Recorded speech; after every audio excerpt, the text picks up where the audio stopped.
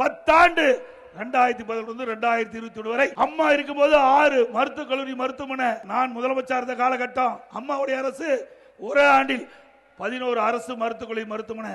ஆக 10 ஆண்டு அண்ணா திமுக ஆட்சியில 17 அரசு மருத்துவக் கல்லூரி மருத்துவமனை கொண்டு வந்து வரலாற்று சாதனை படைத்த அரசாங்கம் அண்ணா திமுக அரசாங்கம். அதோட திமுக ஒரு அரசு மருத்துவக் கல்லூரி மருத்துவமனை கொண்டாட முடிஞ்சதா? அதுக்கு உங்களுக்கு தில்லு திராணி தெம்பு இருக்குதா? நீ எங்களை சேலஞ்ச் பண்றீங்க. நாட்டு மக்களை ஏமாற்றி கடந்த முறை வெற்றி பெற்று ஆட்சிக்கு வந்துட்டீங்க. இந்த முறை வர முடியாது. ஏன்னா அவ்வளவு திட்டங்களை அண்ணா திமுக ஆட்சியில் செஞ்சிருக்கிறோம். திமுக ஆட்சியில 4.5 ஆண்டு கால கொள்ளையடிப்பு தான் குறிக்கோளா இருந்தாங்க, வேற ஒண்ணுமே செய்யல. அது மட்டுமல்ல 10 ஆண்டுல 7 சட்டக்கல்லூரியை திறந்திருக்கிறோம். இங்க கூட திருவள்ளூர் மாவட்டத்தில் அம்மா இருக்கும்போது ஒரு சட்டக்கல்லூரியை கொண்டு வந்திருக்கிறோம்.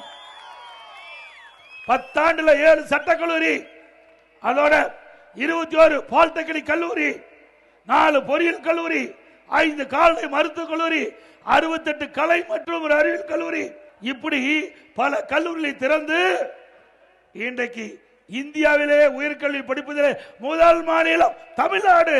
2019-20 இதெல்லாம் சாதனை இல்லையா? இப்படி ஏதாவது ஒரு சாதனை உங்களுடைய ஆட்சியில் பார்க்க முடிஞ்சதா?